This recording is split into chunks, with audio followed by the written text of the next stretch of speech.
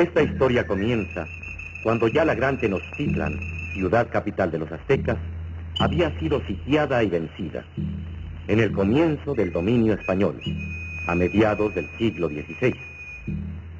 Don Antonio de Mendoza, primer virrey de la Nueva España, quiso que el emperador Carlos V conociera de primera mano algunas de las cosas de sus nuevos dominios, para lo cual entregó un altero de hojas de papel europeo en limpio a los nobles indígenas derrotados.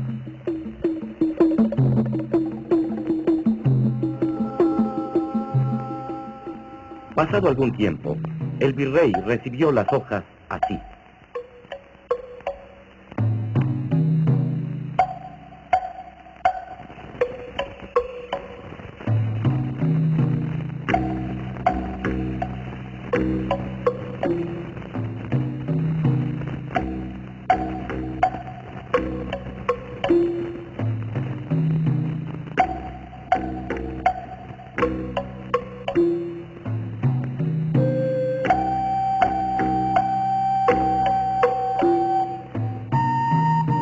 ¿Quiénes fueron los encargados de realizar esta singular obra? Aquí mismo vemos a uno de ellos, a un tlacuilo, es decir, el que escribe pintando. Eran hombres o mujeres hábiles en el dibujo, a quienes se adiestraba en el conocimiento profundo de la lengua y de la cultura náhuatl. El tlacuilo, por medio de la palabra y el hacer, transmite a su hijo sus conocimientos y tradiciones. Sabían de religión, costumbres, leyes, geografía, medidas, historia, plantas, animales. Maestros del conocimiento, sabios y artistas, eran al mismo tiempo pintores y escritores. Lo que los tlacuilos escribieron con estas pinturas es copia fiel de 3 códices anteriores que han desaparecido y que debieron haber sido así. Esta es una reconstitución ideal de esos antiguos documentos. Eran largas tiras hechas a la manera tradicional indígena, de piel o papel elaborado a partir de la corteza del árbol llamado amate, que se doblaban a manera de biombo. Cada uno de esos 3 códices contenía un relato diferente. En la primera tira se narraban los hechos importantes de la historia tenochca, comprendidos en un período de 194 años, que comienzan con la fundación de Tenochtitlan. El relato de esta tira termina en el año Matlactli Ihuanyei Tochtli, año 13 Conejo, año de la llegada de los españoles. La segunda tira contenía el registro de los 371 señoríos que pagaban tributo a la gran Tenochtitlan. Armaduras y escudos, mantas de varias clases, trojes llenas de frijol y chía o maíz, cargas de cacao, papel de amate, cántaros de miel de maguey de abeja, maderas, panes de sal, cargas de leña, copal blanco, jícaras y tecomates para beber cacao, sartas de piedras preciosas, láminas de oro de 4 dedos de ancho, jícaras colmadas de oro en polvo, oro en forma de tejuelos, cascabeles y hachuelas de cobre, turquesas labradas y en bruto o en forma de mosaicos, cueros de venado, cargas de carrizos y cargas de otates, plumas de quetzal y de otras, sacos llenos de cochinilla para teñir, pieles de ocelote, fardos de algodón, cargas de chile seco, águilas vivas, ámbar.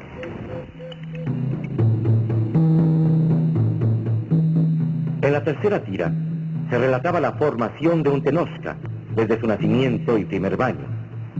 Si era niña, ya la esperaban la escoba, el malacate para hilar algodón, el cesto de la costura. A los 3 años, les daban en cada comida media ración de tortilla. Los padres adoctrinaban rigurosamente a sus vástagos para que nunca estuvieran de ociosos. A los 7 años, si era varón, se le comenzaban a enseñar las artes de la pesca, y mujer, hilado y tejido. Los castigos eran fuertes: palos y punzamientos con espinas de maguey, aspirar humo de chile,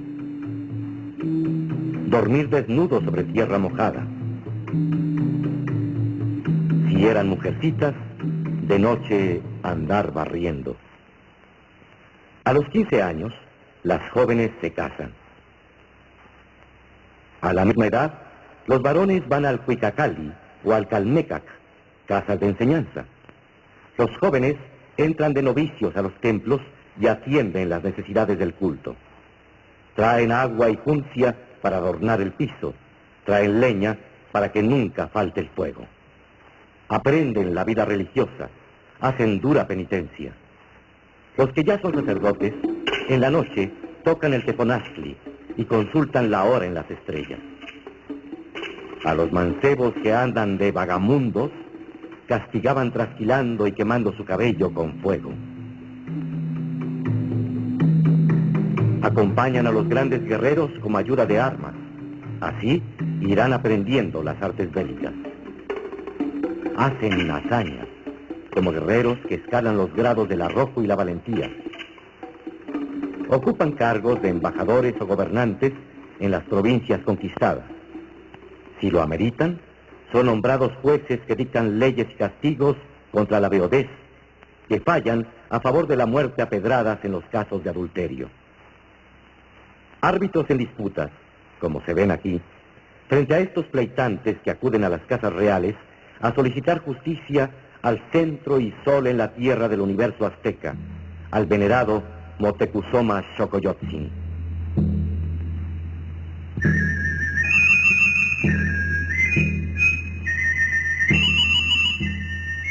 Cuando el virrey recibió la copia de los antiguos códices, quedó complacido. Pero días antes de que zarpara la flota que conduciría el documento, cayó en cuenta de que el emperador no entendería nada de lo que allí iba, por lo que mandó llamar a un interpretador para que pusiera leyendas explicativas en castellano. El traductor, en lugar de pedir a los tlacuilos que leyeran lo que habían escrito con estas imágenes, se dedicó a interpretar toscamente los relatos. Así, la riqueza plástica y narrativa del códice fue quedando sepultada bajo una espesa capa de malinterpretaciones al gusto europeo y que durante siglos han servido para deformar el rico pasado náhuatl. Desde entonces, los códices se han visto únicamente como representaciones y no como lo que realmente son: pinturas que son al mismo tiempo escritura, textos escritos con imágenes.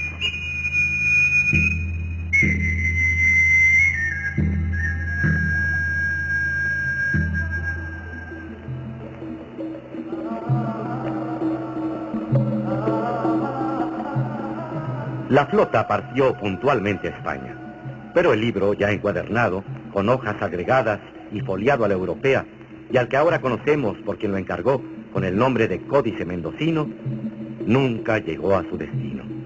Durante años, pasando de mano en mano, fue botín de piratas, negocio de comerciantes, tesoro de cosmógrafos, curiosidad de diletantes, hasta que por fin quedó depositado donde actualmente se encuentra, en la Biblioteca Bodleiana de Oxford, Inglaterra.